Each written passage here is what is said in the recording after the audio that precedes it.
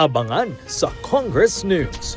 House Bill number 4058 o panukalang 6.793 trillion pesos na pambansang budget para sa 2026 inaprubahan na sa ikatlo at huling pagbasa ng Kamara. Nasa 287 na mga kongresista ang bumotong pabor habang may 12 na tumutol. 287 members voting in the affirmative, 12 in the negative, and 2 abstentions. House Bill number 4058 is hereby approved on third and final reading. Lanao del Sur 1st District Representative Sia Alonto Adjong, itinalagang chairperson ng Committee on Suffrage and Electoral Reforms ng mababang kapulungan. Ayuda at libreng bakuna, ilan sa pinagkaabalahan ng ilang mambabatas para sa kanilang mga nasasakupan.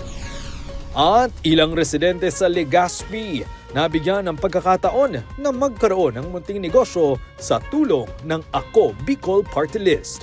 Tutukan lahat ng yan mamayang alas 5:30 ng hapon dito lang sa Congress TV at IBC.